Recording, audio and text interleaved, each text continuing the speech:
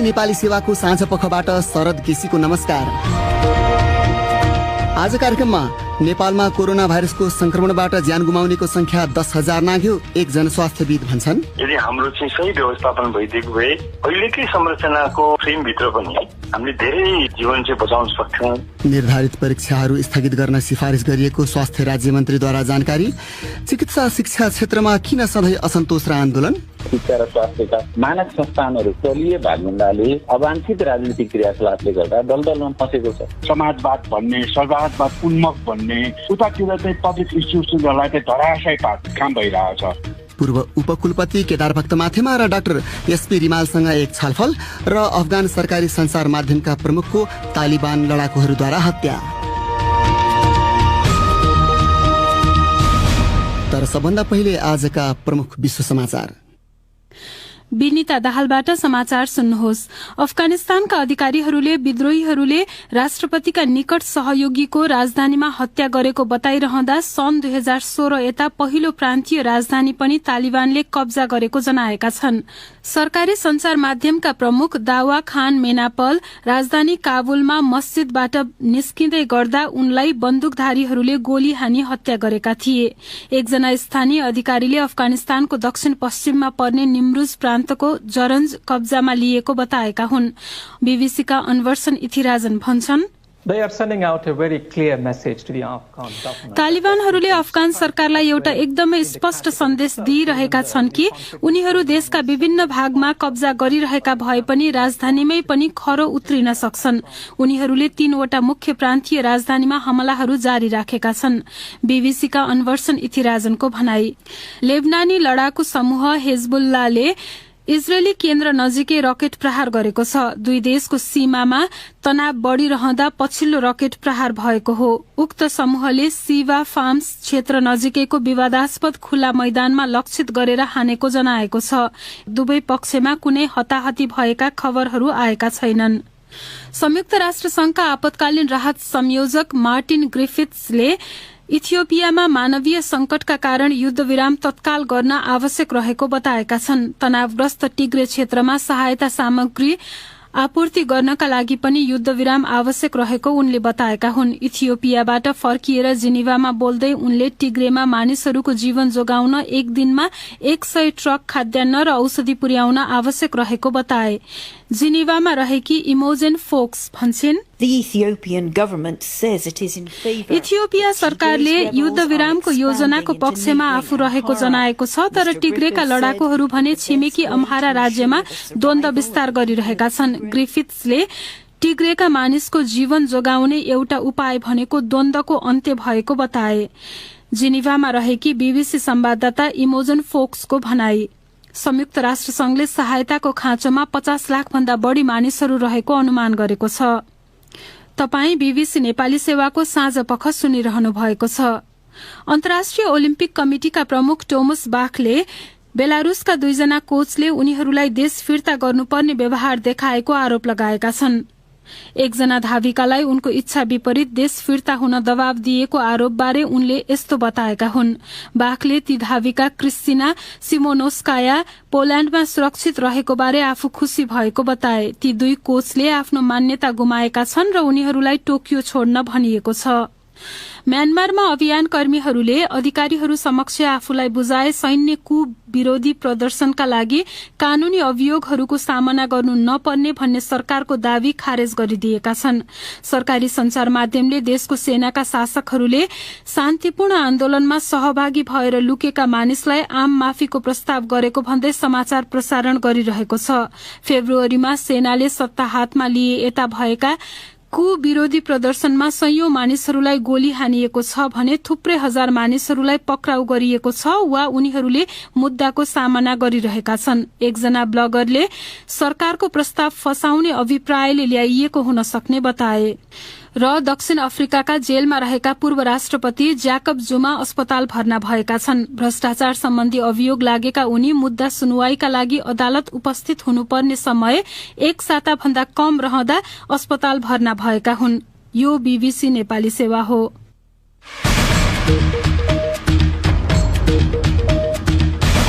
साँझ पखमा तपाईलाई स्वागत छ। नेपालमा कोरोना भाइरसबाट संक्रमित मृतकको संख्या 10,000 नाघेको छ। थप 25 जनाको मृत्यु भएको घोषणा आज गरिएसँगै मृतकको कुल संख्या 10,019 पुगेको हो। स्वास्थ्य तथा जनसंख्या मन्त्रालयका अनुसार पछिल्लो 24 घण्टामा थप 3700 जना संक्रमित भएका छन्। संक्रमितको कुल संख्या अब 7,10,000 नाघेको छ। तर ज्यान गुमाउनेको संख्या त्योभन्दा कम गर्न सकिने कुनै उपाय वा सम्भावना पनि थियो? प्रस्तुत छ एक रिपोर्ट। कोभिड संक्रमितको मृत्युदर नेपालमा 1.42% छ भने छिमेकी भारतमा 1.34%। अमेरिका र ब्राजिलमा भने नेपालभन्दा धेरै छ। हाम्रा संवाददाता प्रदीप बस्यालसँग कुरा गर्दै जनस्वास्थ्य विज्ञ डाक्टर शरद वन्तले त्यसको आधारमा मूल्याङ्कन गर्न नहुने बताए। हामीले चाहिँ हाम्रो मूल्याङ्कन गर्दाखेरि जति लाइफ हामीले गुमाउनु पर्यो त्यसको कति हामीले चाहिँ बचाउन सक्थ्यौं त, त्यसरी चाहिँ मूल्याङ्कन हुनुपर्छ। यदि हाम्रो चाहिँ सही व्यवस्थापन भइदिएको भए अहिलेकै संरचनाको फ्रेमभित्र पनि हामीले धेरै जीवन चाहिँ बचाउन सक्थ्यौं। गत वर्ष चैतसम्म 3,000 जनाले ज्यान गुमाएका थिए। बाँकी झण्डै 70% को मृत्यु दोस्रो लहर शुरू भए यता अर्थात वैशाख यताको 3.5 महिनामा भएको देखिन्छ। स्वास्थ्य मन्त्रालयका सहप्रवक्ता डाक्टर समीर कुमार अधिकारीले भने ज्यान गुमाउने प्रत्येक परिवारका लागि मृत्युको हिसाब 100% हो। संक्रमण रोकथाम अझ धेरै गर्न सकेको भए अस्पताल जानुपर्ने संख्या कम हुन्थ्यो। त्यहाँ प्राथमिकता गर्दै उपचार गर्नलाई गाह्रो हुने अवस्था पनि हुँदैन थियो। अझ धेरै स्वास्थ्य कर्मीहरूले समय दिएर व्यवस्थापन गर्नलाई शैय्याहरू, अक्सिजनहरू, बाँकिरहेकाहरू, उपकरणहरू प्रयोग गर्न सक्नुहुन्थ्यो। अझ सहज हुने अवस्था हुन्थ्यो। त्यो अवस्थाहरू हामीले अलिकति चुनौतीपूर्ण तरिकाले भोगेका छौं दोस्रो लहरमा। जेठ महिनाको पहिलो सातादेखि साउन तेस्रो साता बीच मात्र 5,000 मानिसले ज्यान गुमाएको सरकारी विवरण छ। गम्भीर र सामान्य बिरामीलाई छुट्याउने संयन्त्र नभएको औल्याउँदै जनस्वास्थ्य विज्ञ डाक्टर वन्त कमजोर व्यवस्थापन र प्रभावकारी सूचना प्रवाहका कारण उनकै शब्दमा जोगाउन सकिनेलाई पनि गुमाउनु परेको बताउँछन्। यसलाई कसरी म्यानेज गर्ने भन्ने बारेमा धेरै फरक छैन। एउटा यसको चाहिँ प्रोटोकल छ। त्यो प्रोटोकल अनुसार चाहिँ संसारको जुन ठाउँमा गए पनि गर्ने कुराहरू त्यही हो। तर मूल रूपमा चाहिँ यसको व्यवस्थापनको कुरा आउँदो रहेछ। र कतिपय यस्ता चाहिँ बिरामीहरू जसलाई सामान्य उपचारको लागि चाहिँ सामान्य अस्पताल भए पनि पुग्थ्यो अथवा चाहिँ सामान्य एउटा निगरानी मात्रै भए पनि पुग्थ्यो, तिनीहरूले पनि अस्पतालका शैय्याहरू अकुपाई गरेर धेरै संक्रमित बिरामीहरूले ठाउँ नपाएको स्थिति पनि देखियो। सरकारी अधिकारीहरू दोस्रो लहरमा अस्पतालमा बिरामीको चाप 81 बढ्दा स्रोत साधनमा व्यवस्थापकीय चुनौती थपिएको स्वीकार गर्छन्। तर स्वास्थ्य मन्त्रालयका सहप्रवक्ता डाक्टर समीर कुमार अधिकारी भन्छन्, दोस्रो लहरमा अझ धेरै क्षति हुन सक्ने अवस्था हुन्थ्यो। त्यो बिचमा हामीले अग्रपंक्तिमा रहेर काम गर्नेहरूलाई कमसे कम एक मात्राको, ज्येष्ठ नागरिकहरूलाई कमसे कम एक मात्राको लगाएको हुनाले धेरै हदसम्म सुरक्षित गर्न सकियो। खोप लगाउनेहरूको संख्या बढ़िरहेको अवस्थामा सम्भावित तेस्रो लहरका बेला मृत्युदर पहिलो जस्तो नहुने अपेक्षा स्वास्थ्य अधिकारीहरूको छ। संक्रमणको यो जोखिमका बीच यही महिनाको अन्त्यमा कक्षा 12 को बोर्ड परीक्षा सामूहिक उपस्थितिमै गर्ने योजनाप्रति प्रश्न उठिरहेका थिए। तर आज स्वास्थ्य राज्य मन्त्री उमेश श्रेष्ठले ट्वीट मार्फत भनेका छन्, स्वास्थ्य मन्त्रालयले निकट भविष्यमा हुन लागेका सबै परीक्षा स्थगित गर्न सिफारिस गरेको जानकारी गराउँछु। विज्ञहरूले सामूहिक रूपमा भौतिक उपस्थितिमै परीक्षा गर्नु घातक हुन सक्ने चेतावनी दिइरहेका थिए। के परीक्षा सञ्चालनका वैकल्पिक उपाय थिएनन् र? यो प्रश्न हामीले शिक्षक मासिक पत्रिकाका सम्पादक राजेन्द्र दाहाललाई सोधेका थियौं। संसारमा अरू देशमा अरू विश्वविद्यालयहरूले जुन प्रविधि प्रयोग गरेका छन् त्यही प्रविधिमा हाम्रो पनि पहुँच छ। त्यो प्रविधि बुझ्ने, त्यो प्रविधि उपयोगमा ल्याउन सक्ने प्राविधिक दक्ष मान्छेहरू पनि हामी कहाँ छन्। तर हाम्रो सबैभन्दा ठूलो समस्या भनेको नेतृत्वको समस्या हो। जुन खालको एउटा दूरदर्शिता हुनुपर्ने हो त्यो र अनि आत्मबल विभिन्न कारणले गर्दाखेरि यति कमजोर भएको छ। विश्वविद्यालयको नेतृत्व भन्नुहोस् अथवा राजनीतिक नेतृत्व, प्रशासनिक नेतृत्व, त्यो नेतृत्वमा पनि आर्थिक पक्ष उनीहरूका सबलै छन्। चाहिएको बजेट उनीहरूले खर्च गर्न सक्छन्। त्यसपछि पहिलाको भन्दा अझ कम खर्च हुन्छ, आर्थिक समस्या हुँदैन। मुख्य कुरो नैतिक दृष्टिकोणले एकदम उत्साही भएनन् हाम्रा नेतृत्व वर्ग। नयाँ अलिकति केही गरौँ, थोरै केही जोखिम लिउँ, अगाडि बढौँ भन्ने नचाहने। त्यसले गर्दाखेरि यो यथास्थितिवादी सोचको परिणाम हो। परीक्षाका विकल्पहरू नखोजिनु। दोस्रो कुरा, अहिले जुन किसिमले हाम्रो व्यवहार चलिरहेको छ, मानिसहरू जसरी हिँडडुल गरिरहेका छन्, मानिसहरू कसैका लागि गरिदिए जस्तो गरिरहेका छन्। त्यो खालको प्रवृत्ति भइरहेको ठाउँमा भौतिकको उपस्थितिमै हलमै परीक्षा गर्नु पनि धेरै अनौठो लाग्दैन। त्यसकारणले सकेसम्म जिम्मेवार बन्न प्रेरित गरौँ, त्यो परिस्थिति बनाऊ। जस्तो केन्द्राध्यक्ष तोकिसकेपछि संक्रमित नहुने सुनिश्चितता गरेर परीक्षा लिने जिम्मेवारी तपाईँको, त्यसको लागि के गर्नुपर्छ गर्नुहोस्, तपाईँ जिम्मेवार भनेर जिम्मेवारी दिन थाल्ने हो भनेदेखि धेरै समस्या पनि होला जस्तो लाग्दैन। किनभने कोरोना संक्रमणको डर अनि जोखिम चाहिँ देशभरि एकै खालको छैन। तपाईले पनि भनिहाल्नुभयो शहर बजारमा बढी जोखिम भएको हुनाले त्यही ठाउँमा चाहिँ अनलाइनको सुविधा पनि छ, तर परीक्षा लिने विषयमा हिचकिचाहट देखिन्छ, यसको विश्वसनीयता हुँदैन कि भन्ने खालको आम मनोभावना पनि छ। अनलाइनबाट लिँदाखेरि भरपर्दो पार्ने कसरी? भरपर्दो पार्ने त नेतृत्वले यसको लागि अलिकति गृह कार्य गर्नु पर्यो, आँट गर्नु पर्यो, अलिकति थोरै जोखिम पनि हुन्छ होला, केही ट्रायल एन्ड एरर पनि होला। तर जम्मै जागिर खान गएकाहरू जसरी हुन्छ आफ्नो थाप्लो जगाउनेतिर मात्रै लागिरहेका छन्, नयाँ पहल गर्नेतिर कोही लागिरहेको छ। असम्भव त हुँदै होइन नि, अनलाइनबाट पढाउन सम्भव हुन्छ भने अनलाइनबाट जाँच निक्लिने सम्भव नहुनु। यो विज्ञहरूसँग कुरा गर्दाखेरि उनीहरूले एउटा त विद्यार्थीहरूसँग ल्यापटप कम्तीमाको पहुँच हुनु पर्यो, भरपर्दो इन्टरनेट हुनु पर्यो, अनि अलिकति बुझेको त हुनु पर्यो कम्तीमा अनलाइनको भन्ने छ। यी तीनटा पूर्व शर्त पालना गर्न सकिने छ त हाम्रो अवस्थामा अहिले? त्यही विकल्पको लागि त हामीले केही गर्न सक्ने हो कि होइन? विश्वविद्यालयले गर्नु पर्यो, हामी कसैलाई इन्टरनेटको सुनिश्चितता प्रदान गर्न सक्दैनौँ, ल्यापटप पनि दिन सक्दैनौँ, त्यो व्यवस्था छैन भन्ने स्थिति आउँछ भने त त्यो सवालै भएन। तर प्रयत्न गर्दाखेरि त्यो हुने सक्ने स्थिति त हुन्छ होला नि त। विद्यार्थीले अनलाइनबाट पढिराखेका छन्, सबैतिर जरुरी पनि नहोला, ल्यापटपै नभएको, कम्प्युटरै नभएको, नेटै नभएको ठाउँमा त त्यो विकल्पको त कुरै गर्दैनौँ नि हामी। त्यो समस्या अलि लामो समय जाने यदि देखिरहेछ भने अब परीक्षाको प्रकृति नै पो परिवर्तन गर्नुपर्छ कि आगामी दिनमा? होइन, अब परीक्षाको प्रक्रिया त पक्कै पनि समय अनुसार परिवर्तन हुँदै जानुपर्ने नै हो र सबै एकैचोटि परिवर्तन हुँदा पनि हुँदैनन्। तर अहिले जुन अवसर थियो परीक्षाको प्रक्रिया बदल्ने, जस्तो भनौँ न त्यत्रो गाड राख्नुपर्छ चिट नचोरुन् भन्नलाई, त चिट चोर्ने समस्या नै नहुने खालको प्रश्नपत्र बनाउने, त्यस किसिमले विद्यार्थीको दक्षता जाँच्ने प्रयत्न त आज नगरे भोलिका दिन अवश्य गर्नुपर्छ।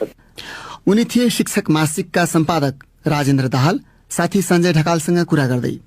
अब यसै विषयमा केन्द्रित तपाईकै प्रतिक्रिया र टिप्पणी प्रस्तुत गर्दैछन् साथीहरू सृजना श्रेष्ठ र स्वेच्छा राउत। कक्षा 12 को परीक्षा विद्यालयमै केन्द्र तोकेर सञ्चालन गर्ने राष्ट्रिय परीक्षा बोर्डको तयारी छ।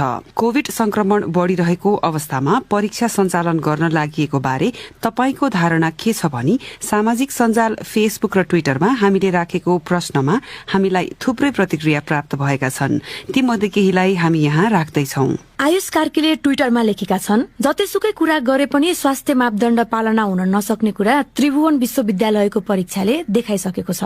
यस्तो महामारीको बेला हामी आफ्नो ज्यान जोखिममा राखेर परीक्षा दिन सक्दैनौं। पवन भुर्तेल लेख्छन्, सरकारले सबै विद्यार्थीसँग इन्टरनेट, मोबाइल, ल्यापटप जस्ता सामग्री पर्याप्त नभएका कारण अनलाइन परीक्षा नलिने जनाएको छ। अनि ती सामग्रीको अभावमा विद्यार्थीहरूले अनलाइन कक्षा चाहिँ कसरी पढिरहेका होलान्? अनि उनीहरूलाई यस्तो महामारीमा भौतिक रूपमा परीक्षा गराएर मानसिक तनावमा नपारौं। कमान रावलको धारणा फरक छ। उनी लेख्छन्, परीक्षा सञ्चालन हुनुपर्छ, मास्कको प्रयोग हुनुपर्छ, सामाजिक दूरी कायम गर्नुपर्छ तथा परीक्षा हलमा सेनिटाइजरको व्यवस्था हुनुपर्छ र यो कुरामा विद्यालय भन्दा पनि स्वयं परीक्षार्थी बढी सचेत र जिम्मेवार हुनुपर्छ। पुष्पराज उपाध्यायले लेखेका छन्, पहिला खोप दिनु पर्यो सबै विद्यार्थीलाई, अनि मात्र परीक्षा सम्भव छ जस्तो लाग्छ। परीक्षा त ढुक्क भएर दिन पाइयोस् न।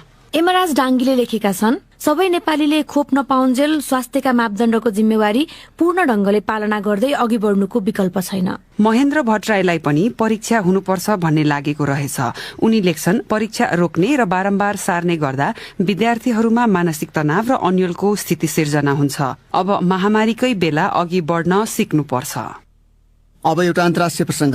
अफगानिस्तानको संचार माध्यम तथा सूचना केन्द्रका निर्देशक दावा खान मेनपालको राजधानी काबुलमा तालिबान लडाकुहरूले हत्या गरेका छन्।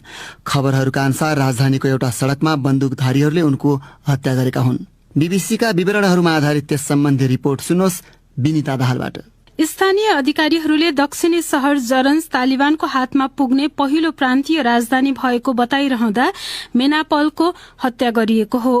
काबुल स्थित रक्षा मन्त्रीको घरमा तालिबानले हमला गरेको केही दिन पछि नै मेनापलको हत्या गरिएको हो। सरकारी स्रोतले बीबीसीसँग बोल्दै विद्रोहीहरूले इरानसँगको सीमामा पर्ने निमरोज प्रान्तको शहरलाई पनि नियन्त्रणमा लिएको बताएको छ। उक्त स्रोतले राष्ट्रिय सुरक्षा निर्देशनालय वरपर लड़ाई अझै पनि जारी रहेको जनाएको छ, तर ती खबरहरू अहिलेसम्म आधिकारिक रूपमा पुष्टि भइसकेका छैनन्। संयुक्त राष्ट्र संघको सुरक्षा परिषदले हिंसा थप खराब बन्दै गइरहेका बेला अफगानिस्तानको अवस्थाबारे खुला छलफलका लागि आह्वान गरेको छ। तालिबान विद्रोहीहरूले दक्षिणमा कान्दहर, आर्थिक महत्वको हेरात र हेल्मण्ड प्रान्तको लश्करगह सहितका देशका थुप्रै भागमा कब्जा जमाइसकेका छन्। अन्तिम प्रसंग नेपालकै। डाक्टर गोविन्द केसीले धरान स्थित बीपी कोइराला स्वास्थ्य विज्ञान प्रतिष्ठानमा आन्दोलनका क्रममा भएको सहमतिको कार्यान्वयन लगायतका माग गर्दै सत्याग्रहको घोषणा गरेका छन्। उनले स्वार्थ बाझिएका व्यक्ति भन्दै स्वास्थ्य राज्यमन्त्री उमेश श्रेष्ठलाई पदमुक्त गर्न पनि माग राखेका छन्। राज्यमन्त्री श्रेष्ठले भने आज संघीय संसदको एउटा समितिमा प्रतिष्ठान लगायतका स्वास्थ्य क्षेत्रमा सुधार गर्ने प्रतिबद्धता जनाएका छन्।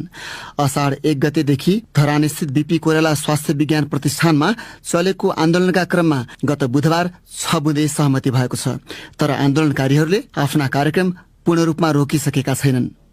स्वास्थ्य शिक्षा क्षेत्रमा सुधारको माग गर्दै यसअघि बारम्बार आन्दोलन र डाक्टर केसीको सत्याग्रह भइसकेको छ।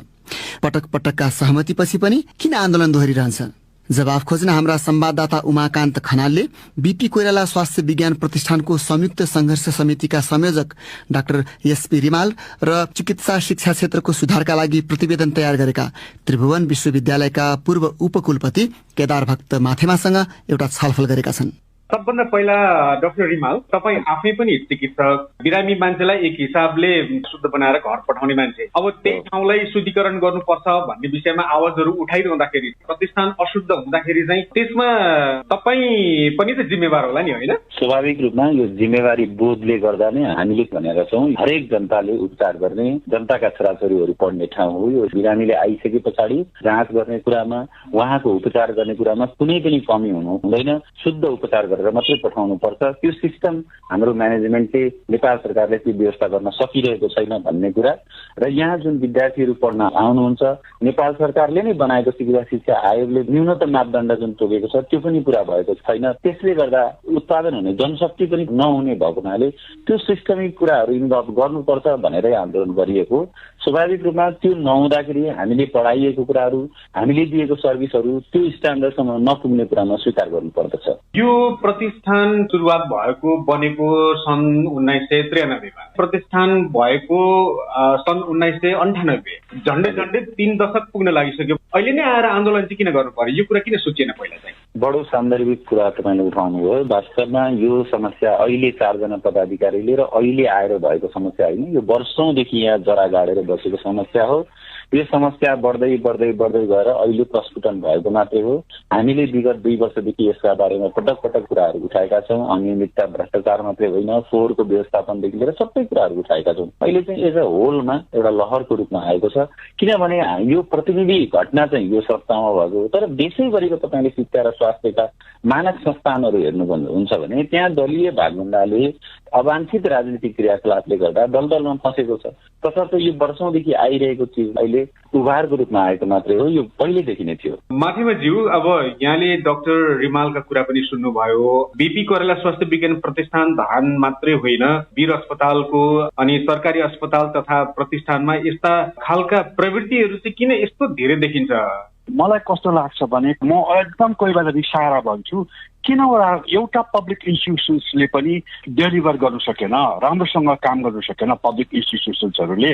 यतातिर चाहिँ समाजवाद भन्ने, सर्ववादवाद उन्मुख भन्ने, उतातिर चाहिँ पब्लिक इन्स्टिट्युसनहरूलाई चाहिँ धराशायी पार्ने काम भइरहेछ।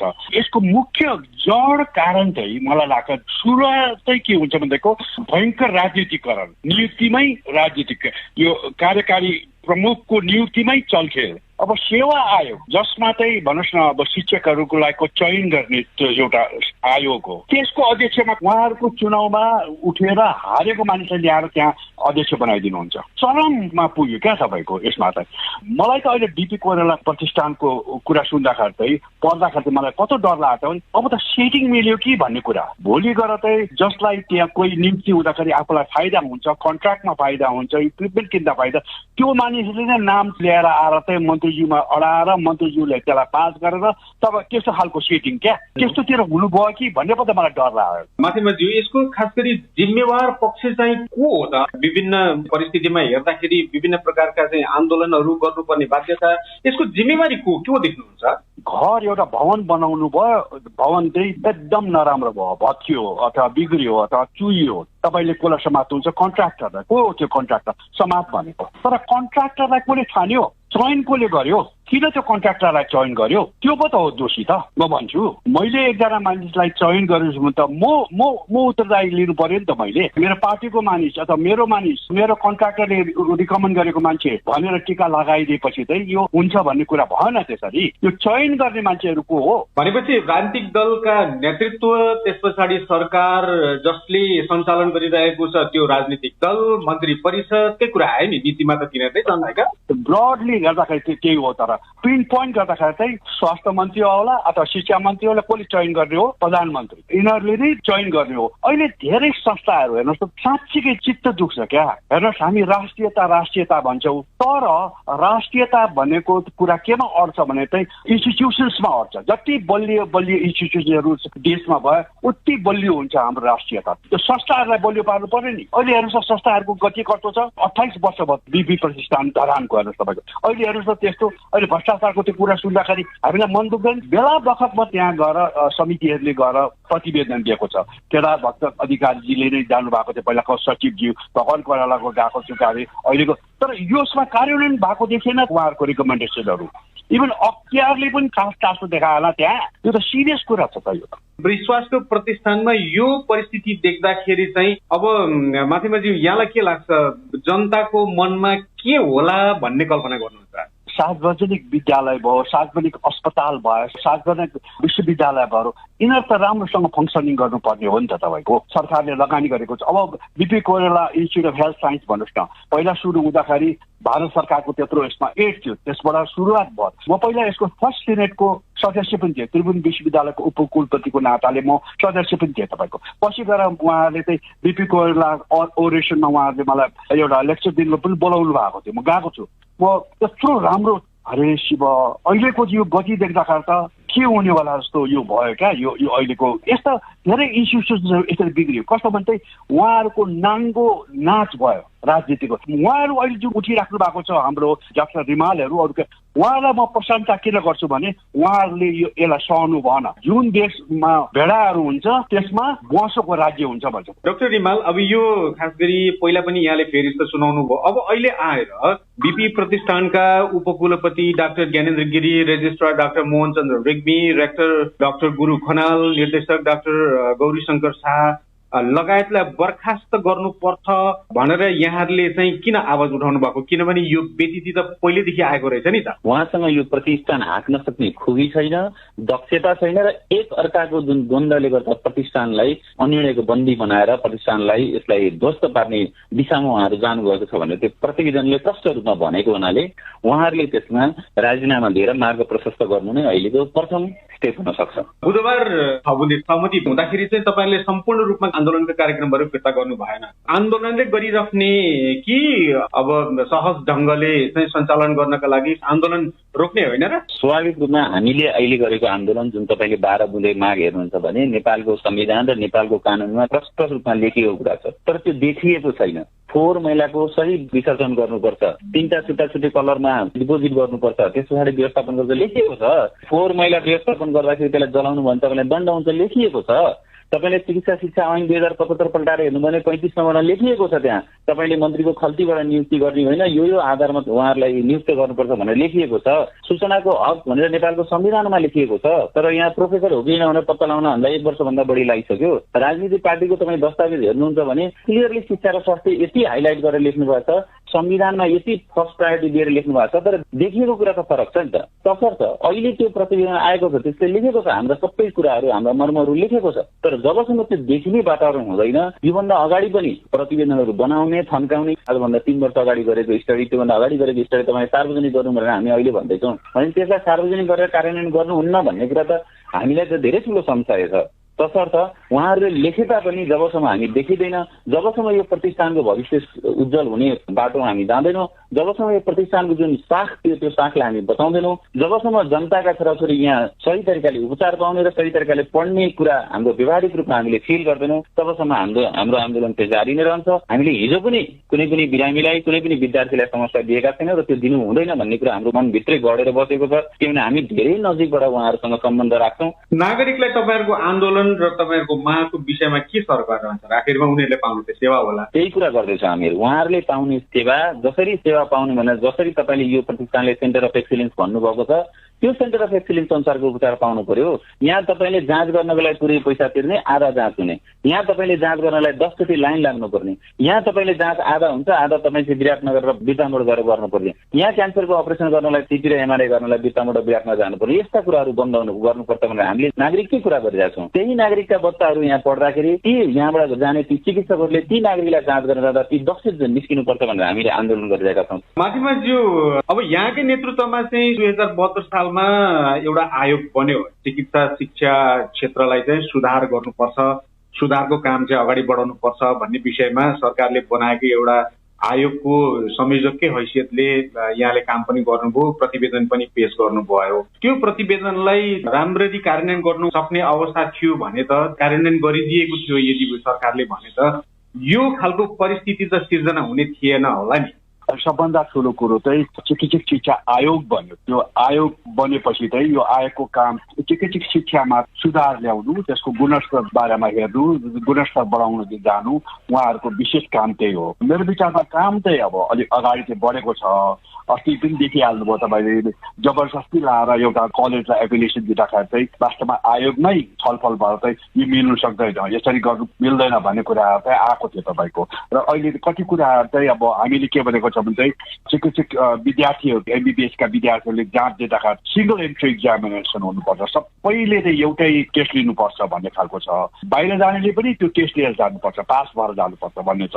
यस्तो कुराहरू चाहिँ लागू भइरहेको छ। बिपी कोइराला स्वास्थ्य विज्ञान प्रतिष्ठानको आन्दोलनको विषयमा पनि जुन 6 बुँदे सहमति भएको छ, तर यो सहमति कार्यान्वयन हुन्छ भन्ने कुरामा कतिको विश्वस्त हुन सकिन्छ माथिमाज्यू? मलाई टाउको के दुखेको थियो हेर्नुहोस्, यो 72 सालमा हामीले चाहिँ यो प्रतिवेदन बुझाएको, तर 72 सालमा प्रतिवेदन बुझाएर पनि यसलाई कन्स्टेन्टली हामीले फलो गरिरहेको छौँ। लगातार यसलाई चाहिँ हामीले पार्लियामेन्टमा कतिचोटि गयो, कतिचोटि गयो कमिटी मिटिङमा, प्रधानमन्त्रीकोमा कतिचोटि गयो, कति स्वास्थ्य मन्त्रीकोमा कतिचोटि गयो, कतिचोटि प्रतिवेदन दिएर चाहिँ हामीले खोज्छ गरेर हालेनौँ तपाईँको। यसलाई चाहिँ हामीले फलोअप गर्नुपर्छ। यो प्रतिवेदन निकाल्नलाई तपाईँको 1.5 महिना लाग्यो। 1.5 महिना भनेको चाहिँ पब्लिक गर्नलाई हो। यदि हामी सचेत भएर चाहिँ अलिक चतुर भएर चाहिँ यसलाई चाहिँ कार्यान्वयनतिर चाहिँ नलाग्ने हो भने चाहिँ गरिहाल्नुहुन्छ कि उहाँहरूले भन्ने भयो भने चाहिँ यो लागू हुनलाई चाहिँ टाइम लाग्छ अथवा लाग्दै लाग्दैन। उहाँहरूको यहाँ भेस्टेज इन्ट्रेस्ट धेरै छ नि यहाँ त। डाक्टर रिमाल, यहाँले जुन बुधबार सहमति गर्नुभएको छ 6 बुँदे सहमति, यदि कार्यान्वयन भएन भनेको त्यसको निकास चाहिँ के त? यसको निकास त कार्यान्वयन नै हो। हामीले प्रष्ट रूपमा सबैलाई भनिरहेका छौँ कि राजनीति गर्नुहोस् भनिरहेछौँ हामीहरूले। राजनीति भनेको नीति बनाएर राज गर्ने हो। जब तपाईँले नीति हटाउनुहुन्छ राज मात्रै हुन्छ। यहाँ तपाईँले नीति नबनाइकन खल्तीबाट जुन चाहिँ पदाधिकारी नियुक्ति गर्ने, आफ्नो दलको त्यो पनि गुटको मान्छेलाई नियुक्त गर्ने जुन प्रचलन गर्नुभएको छ, त्यसलाई जबसम्म बन्द गर्नुहुन्न एबीसीडी जाँदैमा EFGH आएर समाधान हुँदैन। नागरिक समाजको प्रेसरबाट जुन भित्र अहिले आन्दोलित प्राध्यापक सरहरू हुनुहुन्छ बिपी प्रतिष्ठानको, उहाँहरूको यो कार्यान्वयन त गराउनै पर्छ। उनी थिए त्रिभुवन विश्वविद्यालयका पूर्व उपकुलपति केदार भक्त माथेमा र अर्का सहभागी थिए बिपी कोइराला स्वास्थ्य विज्ञान प्रतिष्ठान स्थित संघर्ष समितिका संयोजक डाक्टर एसपी रिमाल। हाम्रा संवाददाता उमाकान्त खनालसँग कुरा गर्दै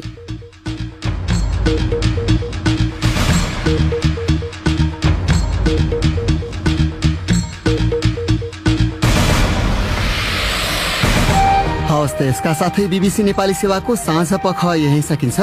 अब हामी सोमबार बिहान 7:15 बजे मात्र आउनेछौँ। त्यसबेलासम्मका लागि हामी सबैलाई बिदा दिनुहोस्। नमस्कार।